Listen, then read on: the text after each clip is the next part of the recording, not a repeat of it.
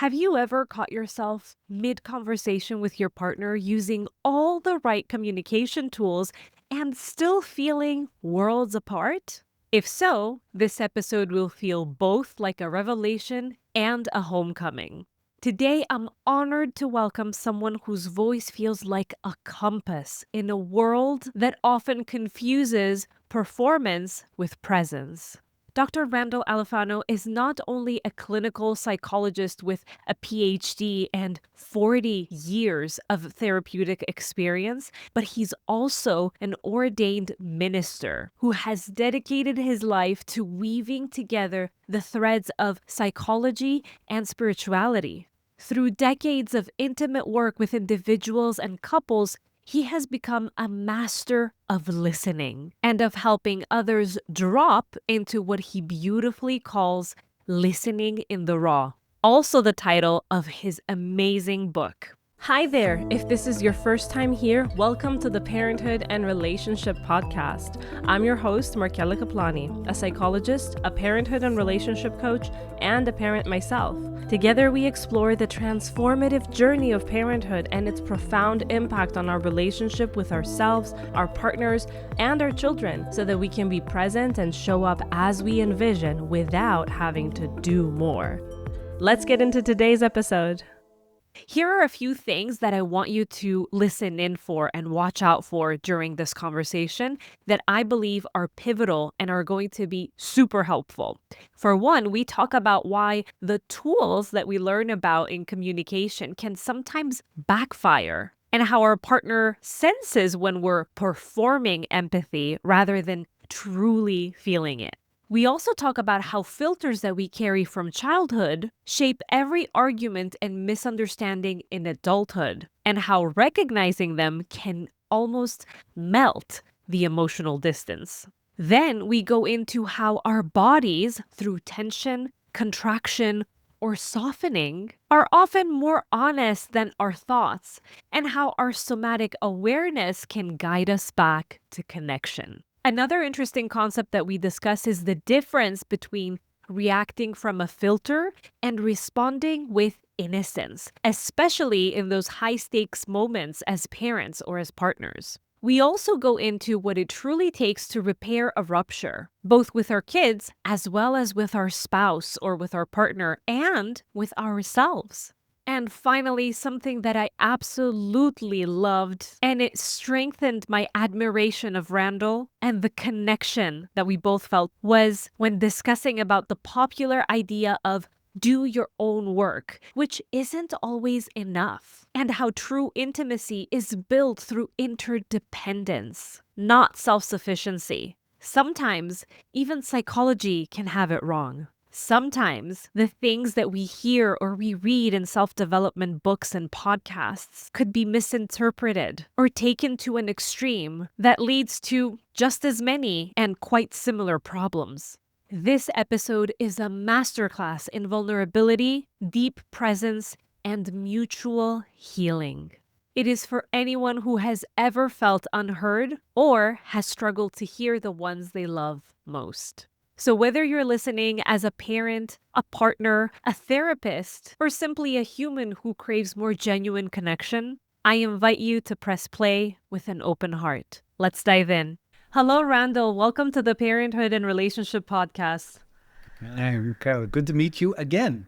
It's nice to meet you as well. It's the second time that we meet, but now it's the first time that we meet after I have read a big portion of your book, which I absolutely love so far. And I'm very glad that you're here so that listeners can pick up from the things that I was able to read so that we can discuss them. And hopefully they get to read your wisdom as well. So let's get into the conversation first by hearing you talk a little bit about who you are and what it is that you do, and about your book and what led you to write it. That's a big question. I'm a therapist. I've been practicing for over 40 years, and I'm absolutely in love with the work. While a lot of my colleagues are aching for retirement, it feels like a foreign entity to me. Why would I want to retire? I so love having these intimate contacts with other humans. It's great. How I got started, as you probably read in the book, was even as a young kid around my big family, I heard a lot of people talking and not very many people listening. So it seemed like nobody was really showing up for the other. People were just had this kind of internal pressure to say what they wanted to say. And they were strong on speaking and very weak on listening.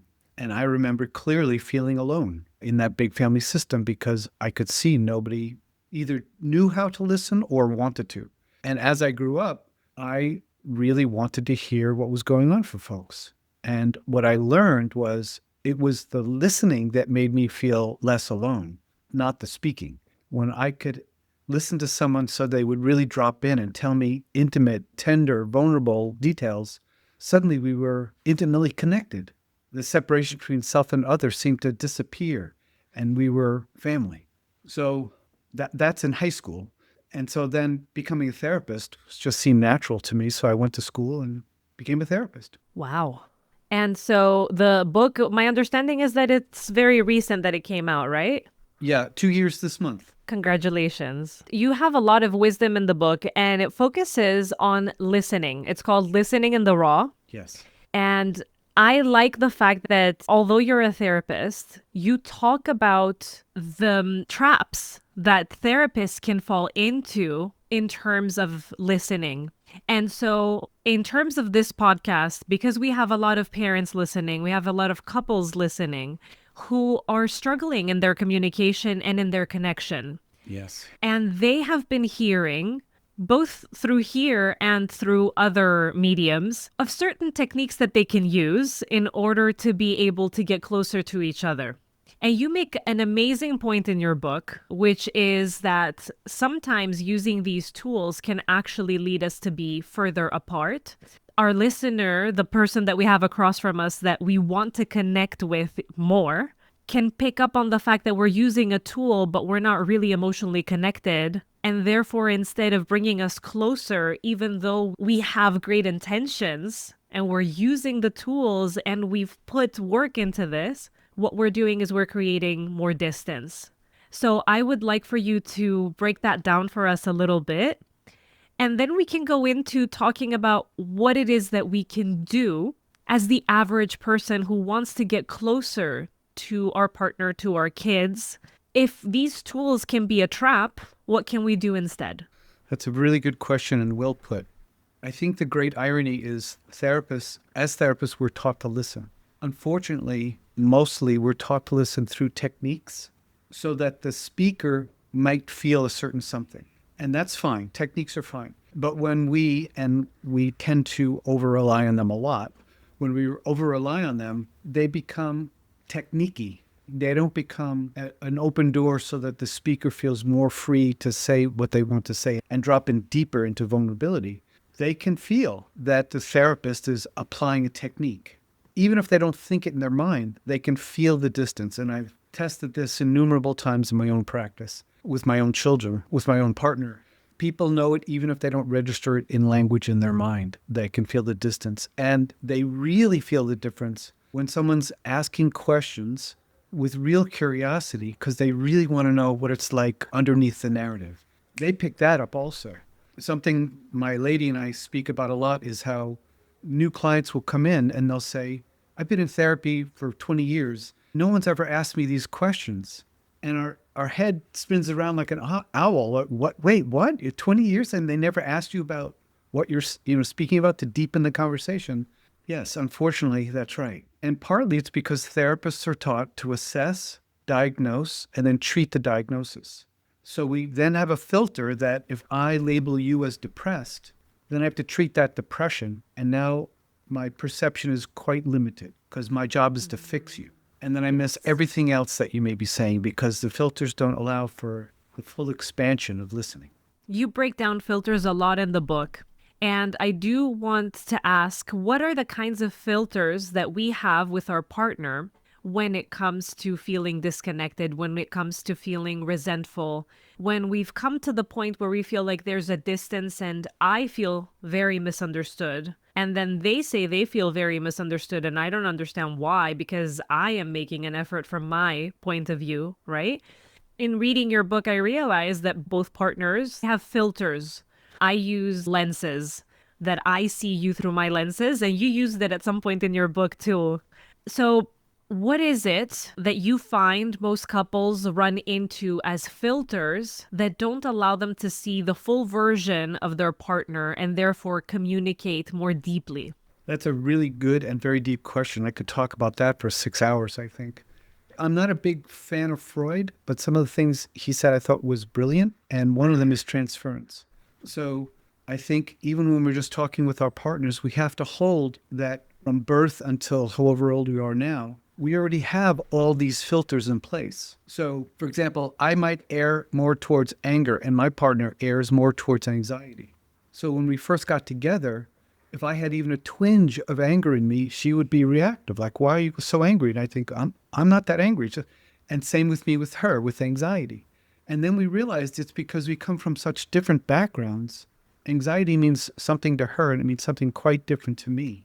So we mutually were unable to hear what was underneath the anger or the anxiety because we'd get reactive to it. "Why are you doing that? I don't get it." Until she could hear why I would move towards anger, and I could hear why she would move more towards anxiety. So now, for example, if she gets anxious, I just drop in. It's like, oh, I know that there's fear in there. She's looking for a contact that's not happening right now.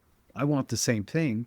Filters are gone. And I can just ask questions, be curious, and genuinely be curious about, I want to know what just happened. Tell me. So even if she says, well, you did X and Y, instead of me going, I did not, I can just, oh, and so when I did X and Y, it hit that raw nerve. Right, right. Got you. And now we're together again. Does that So, fit? connection. That's what I'm looking for. And how do I understand the anxiety? So, for example, you're saying you have an inclination toward anger, but there is some meaning that you also gave to anxiety, right? And so, her getting anxious meant something to you until you were able to listen to what it meant to her. Exactly. If it's okay for me to ask, what is it that the anxiety meant to you before you understood what it was about your wife? See, this is important. This is why one gets to recognize when a filter is working as opposed to our true self. Because I'll have a certain attitude in my mind. I'll be thinking thoughts about her and what she's doing right now that are judgmental as opposed to curious. So initially I might think, why are you doing that? That's silly. That's a waste of time. What are you doing? And I could feel the quality of those statements. And then I know, oh, I'm lost. I'm in a filter. I'm not curious. I'm like, what are you doing? My whole body will contract. If I pay attention, there's a tension in me with what are you doing? Why are you doing that? Or whatever. When I drop into, shake my head and get into curiosity, my whole body softens. I'm receptive suddenly. When muscles are tight, we're not very receptive. We're not very mobile. When there's a whole somatic softening, things can enter us that a moment ago couldn't have because we were tight. You mentioned that these filters are there as protective mechanisms. So they get activated in order to protect us. And it's something that I talk a lot about in the podcast. So then, because they're quite automatic and they've been there, like you're saying, for a long time, potentially since childhood, the technique that you're offering to kind of see whether I'm being judgmental or if I am not contracting, if I am feeling calmer in my body, can be a good indication. Yes. However, it feels like it's a little bit of a step extra that someone who is very much in the filter will not be able to really realize this until after they have reacted in a way that doesn't promote connection. Is there something that I can do if I feel very activated and I haven't found my filters yet, so that I can more quickly become aware of what is happening and get to that state that you just mentioned? Again, I think that's a really good question. I think the delicacy of it is it's very individual. What you may need to get in touch with might be very different than what I need to get in touch with because our filters may be very different. Generally speaking, what I do is I anchor in my body. The body speaks its mind. So if I'm up here judging or whatever I'm doing, and I'm not feeling, am I breathing into my diaphragm? Are my legs relaxed? And, if I can feel a tension in me, then that's the hint. Even if I think I'm right, which is a big setup, I can feel there's a contraction. So a filter is in place. I have to self-reflect on why am I tight? Where am I tight? And what does it mean? it almost always means I'm aching for something that's not happening, and I'm losing faith that it's going to happen, that our contact isn't going to work. So, you've probably heard the pursuer, one pursues, one withdraws. That's one of the dynamics with couples a lot, that one person is the pursuer and one person is like, whoa, whoa. Both of those can be seen as filters. So when the person who pursues is pursuing, they can feel they're leaning forward. And the person who withdraws, they're taking this half step back. In terms of a couple, to me, that's the first step to notice if they're in that dynamic is as soon as you feel like, where are you going? And you're leaning in, take a breath, sit back, and speak. Speak it directly. Hey, I feel like we're in that dynamic where you maybe feel pressure from me and you're moving away. I just want to have contact with you. Like it resets the whole picture. It makes it more voluntary for me to approach if I'm the one that who's running away. So we do need to get in touch with our bodies, that's for sure. As you were speaking, I was thinking of several couples. I see a parent-child dynamic that happens a lot of times in couples. I'm wondering if that would be the same, but in different words, with the couple that you're describing, the one that runs away and the other one that chases, or if it's different. I think it could be the same. I think how I would differentiate them is when they split into parent-child dynamics, usually the one who's the parent is pretty assured that they're right and the child is wrong. Right. And what they're missing is, it may be that the person who goes to child withdraws is actually they don't feel safe. They don't feel like you're genuinely interested in hearing what's going on with them. How much is that a filter from maybe childhood where the parents genuinely were not interested in listening to them? That needs to be explored. But again, just that filter of, I know I'm right. Why are you distancing? Just that whatever. The self-reflection has to come, I could feel the tension in me. I'm pushing my agenda, and my partner, because we've done it for decades, is drifting away. So how to pause and go, oh, we're in it. We're doing that thing. That's kind of fun. Here we go. How do we come back home? To observe themselves. Yes. How do we realign with our true intention of really having contact?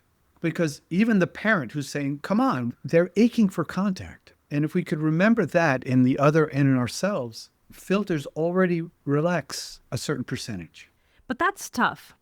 Yeah. A lot of times what happens is that we find ourselves in these types of situations and we think, like you said, I'm right. I'm the one who has been wronged. You need to listen to me, right? And it's very hard to really take that step back, observe myself and say, what is it that I need? Maybe I can say, yes, you know what? I need to be listened to. You don't listen to me. I say something, you don't hear me. And we come into the conversation with this resentment and with this anger, this deep sadness, that it makes it very difficult for us to then also see that the other person and the way that they've been reacting is also a way that they are trying to get in touch. Exactly. How can I soften myself when I'm in that state, when I feel I have been very wronged, and I really can't see that you are also responding to me, and your behavior that bothers me is also a cry for connection? How can I soften so that I can actually see that and then soften further and we can carry on this conversation? I think the way to do it is to say to yourself over and over again what you just said, which is, oh, when they do X, I do Y, and we're often running into a same old pattern. What's really true is they're aching for the same thing I'm aching for underneath our narrative, real connection. So, for example, if my lady is upset about something and she says, well, you did that thing, I could easily go to, I did not, or you're misreading, or I can play therapist, or all kinds of filters I can employ. If I just have that split-second moment of, she's upset, she's leading with what I did or didn't do, but I know there's a whole lot underneath that I don't know about yet. I'm in the unknown. So if I feel that initial reaction of, what do you mean I did such and so? I can feel it in my body, but I've already planted in my brain, that's a filter. I know from experience that if I say, tell me more, wait, I don't understand. What did I do? What was the impact on you? She'll open up, I'll feel her vulnerability, and my reaction of 10 seconds ago, it's gone. The filter, I don't need protection because now I can feel her heart, her real intention, not reactive anymore. So for me, it's don't take the initial bait of the initial filter. It almost always leads us to what we're aching to get out of. And this happens probably for you too, repeatedly as a therapist. Someone might say something and I'm like, what? Notice the reaction, my own filter, and I drop in and I ask more questions. And it was, oh, I wasn't seeing it correctly, which is why a filter kicked in. And also, if I may be redundant, we humans, especially therapy humans, don't like to not know. We feel like we're supposed to know what's going on. And to me, that's one of the most seductive filters. To me, for my body to be open, to have stillness in my mind where I'm not running a narrative, to really settle into that, I have to be okay with the unknown. I have to think of it as a playground. I'm not sure what's going to happen yet, but I really want to know. And so curiosity comes into me instead of, uh-oh, wait, they said this, but what was that about their mom? And what's the transference here? And what's the countertransference? Yeah, all that's important. But first, be still so I can hear what they're trying to say under their narrative, which almost always comes out a little crooked initially. I really, really like your approach. I was actually discussing with a friend the other day how when we started and she felt the same experience, it was as if we were trying to figure things out to have a manual, kind of like the DSM, or, you go into it and you start to study some kind of approach and you start to think that the approach that you studied gave you some formulas and now you know what to do. And people who study psychoanalysis, that's the only way and the best way. People who do CBT, that's the only way. And I was saying how grateful I am that I have been able to be in the field long enough so that I can shed all of that and to be able to see that no one way will lead me to truly helping. And that intuitively, if you just listen, whatever tools it is that you learned, you are going to use them somehow, some way. But if you don't fall into the trap of trying to figure things out step by step, formula wise, and all these things, you can truly tune in to what it is that you're doing. Exactly. Well said. So I really, really like the way that you're approaching this.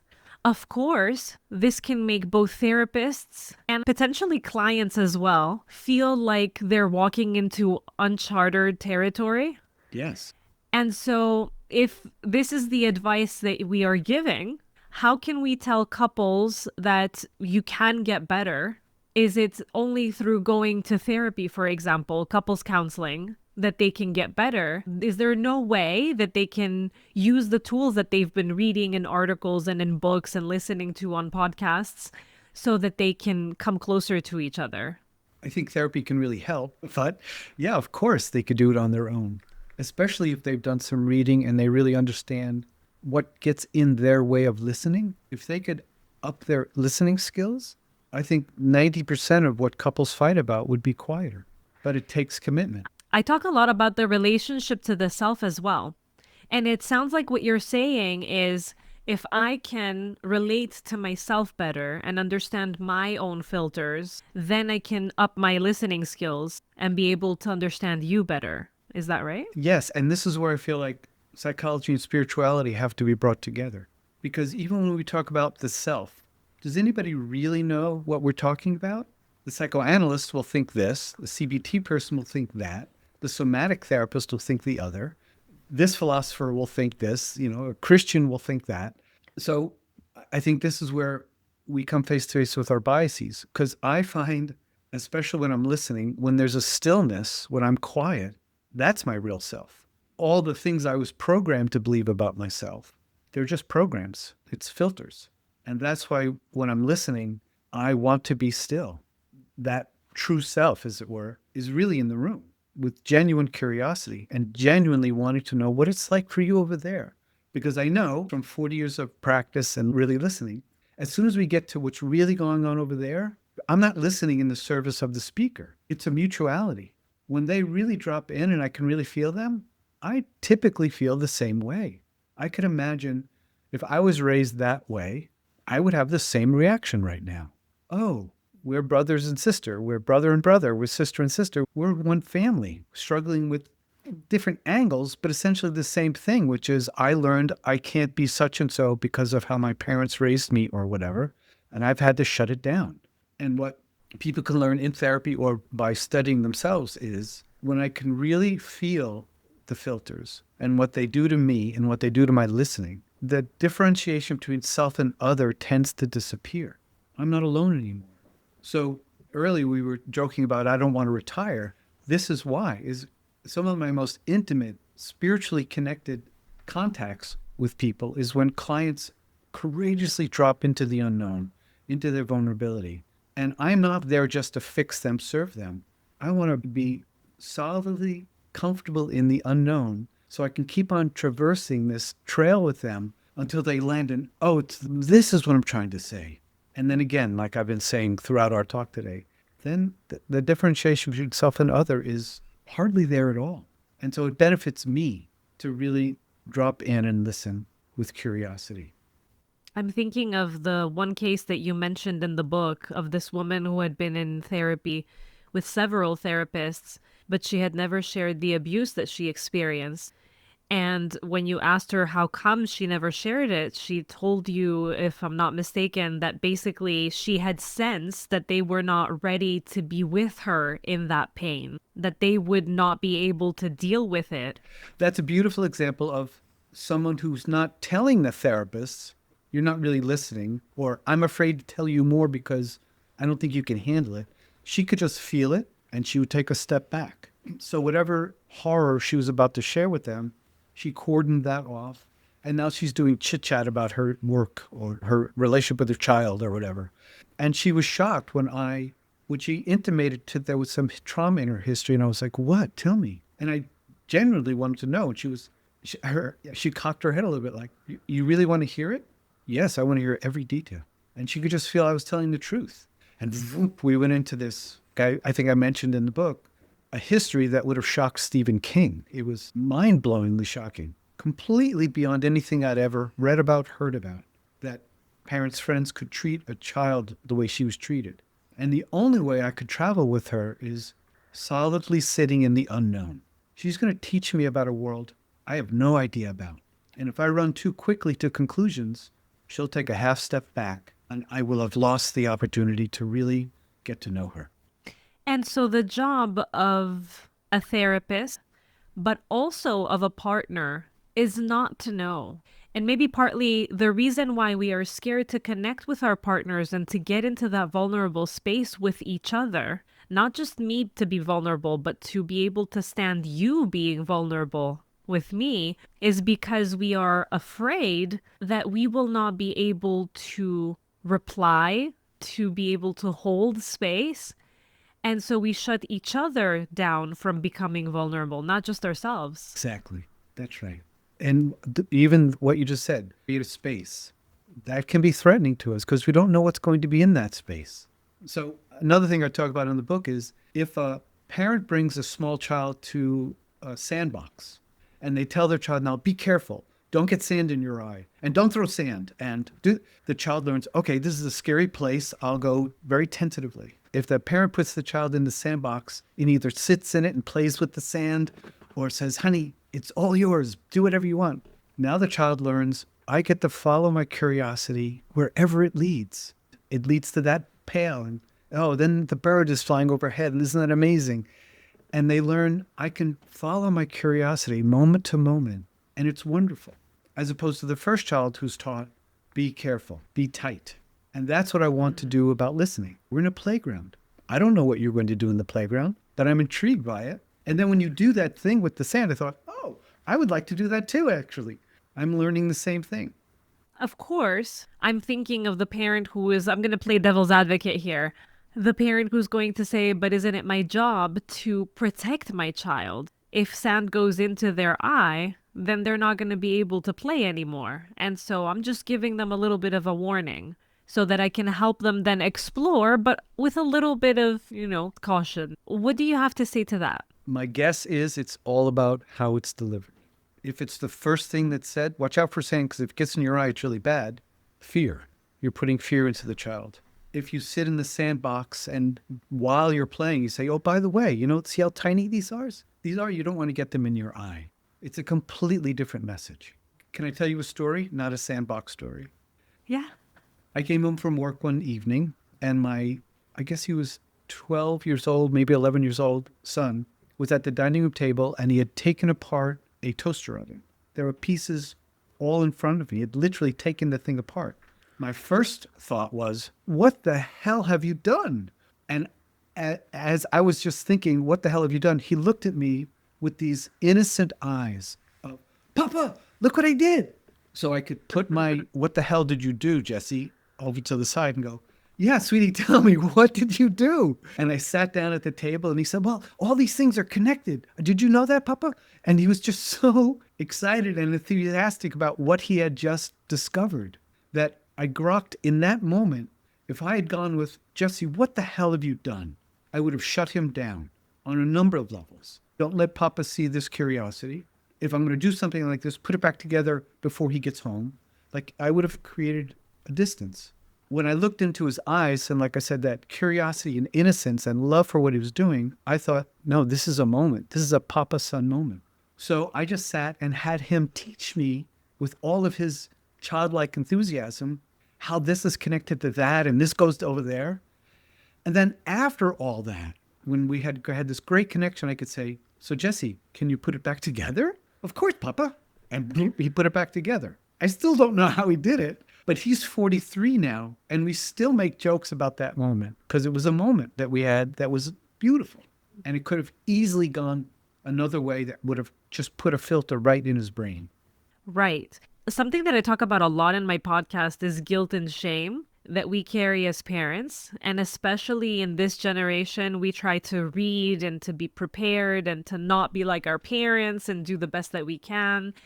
And we carry so much burden and pressure to be the perfect parents, even if we think that we're not carrying it. We're trying to be good enough, but what we're really trying to do is to follow a manual that doesn't exist. And so I would like for you to help the parent who just listened to what you said, felt the awe and the beauty of what you just described, because it was such a beautiful moment, to help those of us who may have reacted in the first way that you described to say, oh my God, what the hell did you just do? And now feel like we have ruined our child, that we have ruined our relationship, that we have created distance. Is this irreparable? Is there something that we can do in order to fix this?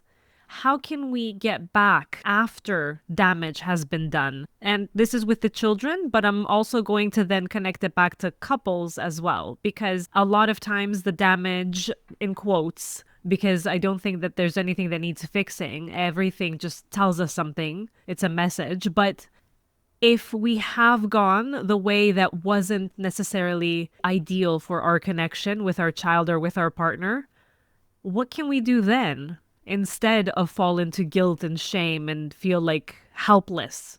I love the questions you ask. They get right to it. So thank you. I think the key is if I did have the misstep of, Jesse, what the hell did you do? Now everything's contingent on me watching what he does with that. So you talk about guilt and shame. If I lead with that, he'll have some kind of shame reaction or guilt, but likely shame because it's from Papa. And so I want to stay attuned to that. I don't want to shame him. So that's the first step, is to really, again, anchor in my mind, what is my intention here with my boy? What do I really want? If I blow that and I go, what the hell did you do? Sorry, Papa, sorry. Put it back together and go to bed. Or My hope is that the ongoing self-reflection, I'll think, wait a minute. I was right. I have a right to be angry about what he did. He should have asked me first. And I'm still wrong because of the way I brought it. So then, as quickly as I can become conscious of it, I want to go right back to Jesse and go, you know what, sweetie? I really don't want you to take apart toaster ovens without asking me first. But the way I approached you, that was all wrong. That's all on me. My anger wasn't necessary there, and I'm so sorry. And when I've done that with my kids, even as they were growing up, the almost surprise on their face that, oh, Papa doesn't need to be perfect. Like you had mentioned a moment ago, we want to follow the manual, be perfect. He's not perfect. He's just like me. We make mistakes. And now there's a connection between father and son that otherwise would have been missed. I'm doing the best I can. I mess up. You're doing the best you can. Sometimes you mess up. Let's just shake on the fact that we mess up sometimes. We don't have to be so tight about it. And then we can move on and talk about what one should or shouldn't do with the toaster oven. Right. And so what you're talking about is what we hear as repair. Yes. And being able to go back and say, hey, I'm human, basically, and this is going to happen to you, to me, to everyone, and to be able to say sorry. Yes. And just like my client that you brought up a moment ago, if I just make repairs by going, look, Jesse, I overreact a little bit. I'm sorry. He's not going to open up. If I drop into Peanut, Jesse, I'm really sorry. I mistook. Then he's going to open up. He's going to feel my imperfection. But if I apologize with a defense, I'm a little up and back. He, like my client, would pick that up and equally take a step back. So for a parent Yes. to allow themselves to be vulnerable enough to say, oops, my bad, I think that's magic for a child. And for a partner too, because we have been led to believe that parents are the experts and that we're supposed to be strong. And so it's very difficult to do that with our children. But also, I find when I see couples, we don't feel very comfortable to do that with our partners either. We feel like we need to be very strong as well. We don't feel okay with being vulnerable. What will help us in this process of being vulnerable? Because as you said before, I remember at some point after about 5, 10 years of being in the space, having this random thought in my mind and saying, hey, they're some of my clients. I would never hang out with them in real life. If I met this person, I would immediately know, even though I'm the type of person that I hang out with very, very different people. But there are some that I know we wouldn't vibe. I wouldn't go out for coffee with this person. How do I love each and every one of them, even the ones that I know I wouldn't hang out with? And as I was processing this question, the only rational answer, the only answer that felt right was that I get the privilege of seeing them vulnerable. Yes. And when I see them in that state and when they open up in that way, there's no way I cannot love them. But I sense that with our own partner, when we have grievances and we have resentment, we are not allowing each other to be vulnerable. So we are not allowing ourselves to have that kind of love that comes with the vulnerability. That's right. Exactly that. And it's heartbreaking. Even at my ripe old age, it's heartbreaking that this is the state we've created with each other. And I feel like I had an advantage. I don't know if I was born with it, but what I was saying earlier about sitting with my big Italian family, listening how nobody was listening, and I could feel it hurt. I felt alone. I didn't like it. I didn't like how that felt. So that gave me a leg up in terms of, even with my lady now, I know that she and I are both therapists. We can be very sharp to tell you what's going on inside of you. And even if I'm right about what's going on with her, if I'm not saying it from a place of dropped into my heart, knowing that right underneath what she's saying, there's this probably vulnerability, I've already predicted that we're not going to have a loving, deep contact. So I stay in touch with the suffering that I feel when listening is not happening, how alone I have felt really all my life, frequently when I'm speaking with people, listening to people, and how different it is when I'm speaking with a dear friend who does listen, who genuinely wants to know what's going on deeply inside of me. That's home. That's if I have a spiritual quest with other humans, that's it. To have that kind of listening in the raw contact. Because that's foremost in my mind, I'll get less and less triggered because my partner, my child, my client, therapist I'm consulting with, I'll get less triggered by, seduced by whatever I'm reacting to. I can just go, oh, there's that reaction. Hello. Now, what were you saying? And to me, that's the magic of it, is I'm committed to it because I know when we get to that vulnerability, as you say, we're not going to feel separate anymore, regardless of how you started the conversation. We're going to have a contact. So I've had what you've experienced in therapy. A client will come in, a new client, and I'll think, he's a raging narcissist. I don't want to be around men like that. Okay, I hear that response. Yeah, that makes sense. Let's ask a few questions. And then the narcissism was just a filter protecting himself from real contact because he had no faith real contact was going to happen. And then after a few weeks, I'm intrigued by this person. I'm intrigued by how they develop filter after filter to protect themselves from their parents who were doing X or Y. And now we're together traveling this forest road. These filters are there to protect us.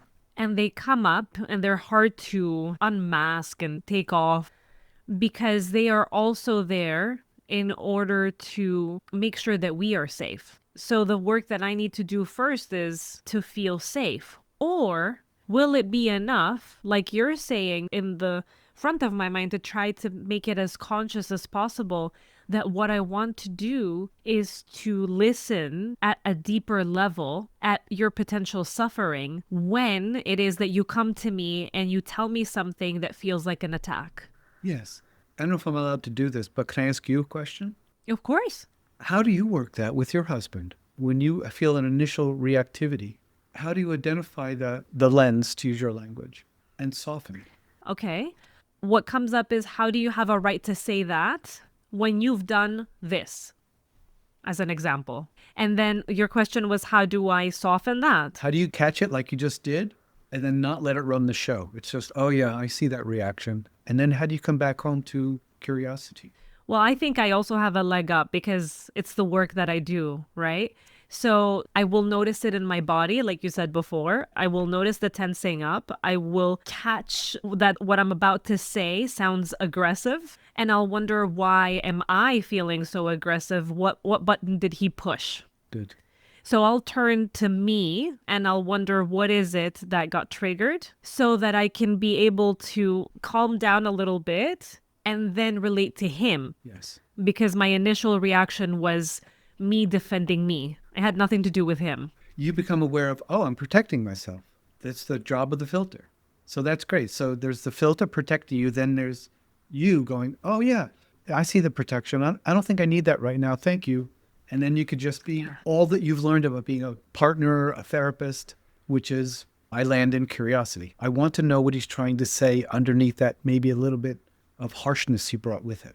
Right? Is that what you're saying? Yes. Yeah, exactly. But it's very difficult to separate that harshness and not take it personally. And also, that's filled with filters. When my partner gets angry at me, I have no reaction. I was raised in a New York Italian family. I know anger. It's just anger. So she can get really angry, and I'm just, oh, what happened? But she wasn't raised with that anger. So if I have a little bit of anger, she may go, what are you doing? Ah. And I think, right. Two different family systems, two different filters. So, how can I make it easier for myself to take things less personally? I think this is one of the most common questions that I get asked as a therapist. Again, for me, Freud's concept of transference was mind-blowing. I'll keep in my mind 95% of what's coming toward me is transferential. 5% might be about me. But first, let me really hear what they're trying to get to, because I know the first blush will be a little disorienting. Wait, what? I don't want to bite onto that. I want to see what's deeper. Again, to use your earlier term, you said being vigilant. I want that silence, that stillness that lives in me, to be quietly watching, feeling my body, watching my thoughts, and not think that's self. It's just a reaction, most likely a protective reaction. And when I can be vigilant with that, just softly keeping it in mind, it's like you're saying, it's quite easy to not get reactive. It's like I can imagine you with your partner saying, he'll approach me oftentimes with that tone. That tone's not my best friend, but I know he's trying to get into something deeper. That's what I want to get to. That's where connection is. And now I thought of something else. There are several traps out there now that there's so much talk about self-development and people get into psychology as much as possible. We start to name things and we start to spin them. So when you were saying it's transference, it's not about me. Maybe 95% is not about me, 5% is me. Now I heard the other type of response that I may get, which is, well, it's her problem, it's his problem. It's 95% his problem or her problem. Go solve it. Why are you throwing it onto me? So that also, on the one hand, it will help me not take things personally, but it won't help me connect with you because I'll just throw it back in your face and I'll tell you, you deal with it. How do we try to maintain a balance and not fall on the other end of the spectrum? Again, really great question. I think it's as simple as I know I'm closer to what's a true self than a false self. Of all the distractions, all the filters. If I can hold that so much of what we do is projection, is transferential, in a desperation for a different kind of contact with you, contemporarily speaking. So even if I'm wrong, and it's actually 85% me, because I just did a stupid thing, like I could have done with Jesse about the toaster oven. If I'm being, again, to use your term, vigilant about what am I doing about contact, a whole wealth of other responses that are now opening up in me. I'm not stuck in my own filter, my own, you did it wrong. You should ... Even if I know you're doing it wrong, I don't have to bite on that fishhook. I can have faith because I know you. And what I think about, like even with my partner and I, in the beginning, it was bouncy because we were wired so differently. But what I love about her is I trust down to my bones. She wants to really get to know me. I can feel the genuine intention to feel me, get me all the way down to the bone, even before these filters, these defensive structures had to get erected. And to me, that's innocence, which is a chapter I don't think you got to in the book yet. Because to me, if I can hold my child, my client, my partner, my own innocence, then I don't need to be reactive. Even when I'm doing it wrong, I don't need to be defensive about it and go, right, I wasn't moving out of innocence in that moment. I was reactive. Let's pause. My bad. And then it gives us a chance to drop back down into each other's mutual innocence. So how to keep that in mind? Like when I saw Jesse with the toaster oven, his innocence was in full display. He was so enthralled with this thing that he was discovering. He was an explorer into a new territory. And again, I had the power to shut that down. I could have hurt him there, and I would have felt dreadful about it. And I can't tell you how many times I've done something like that, and the next day or the next moment I'll say, my bad, hold on, wait, I'm lost right now. Forget what I just said. Tell me again about the toaster oven, or whatever it is. But it's a psycho-spiritual commitment.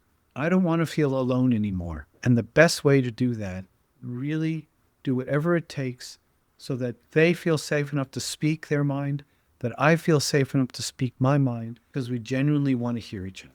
As opposed to, I'm right, you did that thing, you were wrong, and you should do your own work. Which, if I may go on a moment longer, this is a real problem I have with psychology today, because it's taught it's all an inside job. We shouldn't be dependent on other.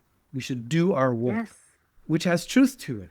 But I'm a big fan of interdependence. I need my partner to quiet herself, to really listen when I'm upset or scared or whatever. I need her.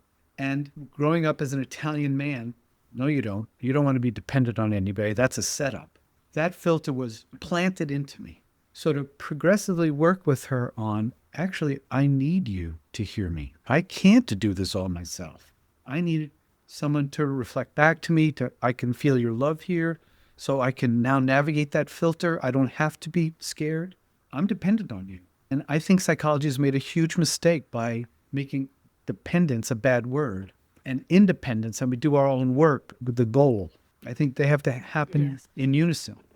Thank you so much for saying that. I love the fact that you mentioned this. I fully agree that we take things out of context, we take them to an extreme, and they haven't been helping. There are many things. The same thing about not being egotistical, that at some point just becomes having no boundaries. Or the opposite, work on your boundaries, which is the message. And then what happens is people just keep on pushing others away, trying to become super independent, becoming arrogant about it. So there's a lot of truth in what you said. Thank you. Yeah. And I think that arrogance is very seductive for therapists. I have a PhD. I know what's going on here. Or parents. I'm the parent. I know what's right for you. And it's one of those funny things is even if I'm right about what's right for you, I'm wrong, thinking that I know what's right for you. I might be onto something, but as soon as I go to, I'm the expert, I know, I'm shut down to some degree, and the speaker's going to get it on some level. So how to be the expert in humility, to get, I know one thing about this, and there's 16 things I don't know yet. Yeah. That's a hard lesson to learn. I'm learning it every day. There's so many things that I want to ask you. The one that's coming up more strongly right now, because you mentioned innocence, and something stirred in me in that moment. I thought when couples start out, usually there is that curiosity and there is that innocence. And I wonder, where could we have lost that? At some point, we no longer want to be curious. We no longer want to hear about each other's past, about the roots, about what could be leading you to think this way and react this way. A lot of couples start out this way, but then something happens and it gets lost. What could that be? Historically, I think we parents are guilty of shutting down our children's innocence. And they learn very quickly, Don't be innocent. Get a filter up to protect me. And then we repeat that 1,000 times with our children, and they become concretized. And then they get confused as self. So then if we speak contemporarily, how to keep in mind what I want most of all with my partners to feel her innocence. And in my bias, innocence is the place we know exactly what we want and exactly what we don't want. And my example is you put a, I don't know, 10-month-old baby in a chair and give them steamed broccoli. And they touch it, and right away they're, no, I don't want that. 2 seconds later, you give them chocolate ice cream, and they're wearing it in a moment. Yes, this is what I want. There's no inhibition. There's no restriction. If they're hungry and they're not being fed, they just start to scream. They haven't been inhibited by those filters yet. I remind myself that the most important thing in terms of my partnership with Davida is I want to feel her innocence. I want to know what she really wants. I don't want her to have to filter what she wants in life. I want to feel it and then join with it because it's probably going to be fun. So as a therapist, as a parent, as a partner, I keep in mind real intimacy, real connection happens when the other person feels that they can drop into their innocence, i.e., knowing what's right for them in the moment, what works for them. And they're feeling safe enough to feel it and then express it. And when they do that, and I can feel it comes from innocence, the core of who they are, I melt. I just will melt. Right. Does that make sense? It makes a lot of sense. I wonder though, if I really listen to you and you really love travel, but I'm scared of planes, or even if I'm not scared of planes, I don't like traveling. I'm a couch potato and I love it. I like being home. I like the coziness. And now we've both listened to each other's true needs and wants, and we find that we're very incompatible in this. What happens then? We break up and find better partners. Honestly, I don't know. I mean, I would be curious if I were either of those partners. If I was the partner who's afraid to travel or like couch potato, I'd want to look at their excitement and enthusiasm about travel and start to wonder, wait, do I really want to be a couch potato? Am I happy as a couch potato? Or is it just fear? Or is it just fear? Is it a filter that I think is self? And depending how the other person travels, I'd also wonder, do you really travel because you love the excitement, the curiosity of travel? Or is there something else going on that you don't like to be at home and quiet? Escapism. So either could be somewhat protective, or they could be just who they are. Luckily for me, I'm with a partner who loves to travel, so we travel a great deal. Awesome. I could be talking with you for hours, but I would love for you before you go to give us something for couples who are listening, for parents who are listening to take with them. So if they were just to keep one thing from this whole conversation, one message from you, one takeaway, what could that be? I'm not sure you're going to like my answer. When I first wrote the book, the first line in the book was, let's face it, we're dreadful at listening. That's how I wanted to start the book. All of my friends said, you can't start negatively like that. I thought, okay. So I changed that. But to your listeners, I would keep that in mind. Just the recognition, we don't listen very well. You know, there was a debate club in school. We're taught how to speak our mind. We're not taught how to listen. We're just not. So to keep in mind, the problem might not be, I'm not speaking my truth. The problem might be, I don't listen to what's true right here. So let me put a little emphasis on that because we're programmed not to listen. I don't know if you know who Schopenhauer was, a philosopher of many, many years ago. He said the end of our suffering isn't with joy and happiness. It's by really dropping into the suffering, feeling another person's suffering, and then we're one in the suffering. There's no distance. So to me, that's the answer on many, many levels. I love it. Oh, good. Thank you so much for sharing your wisdom. Could you please tell everyone where they could find you? I'm going to have all the links and your bio and everything in my show notes, but I would love for you to tell us how people can get in touch with you, where they can find your book. Yeah, the book is the easiest. It's, Listening in the Raw, and it's on Amazon. So you could buy the book, or you could buy the audio version, which is read by my son, who's the Earl of Dad Jokes. He tells dad jokes all the time. And if you want to contact me, you just Google me, and my name comes right up, and we can have a chat. Perfect. But if they're looking for a therapist, they may want to call you because you're good. Oh, that is so sweet. Thank you. You're not retired. They could call you. They can. Yay. It was so great to meet you and to have this conversation with you. It was lovely to speak with you. I loved this contact. Let's keep it going. I feel the same. Yes. Bye. Bye.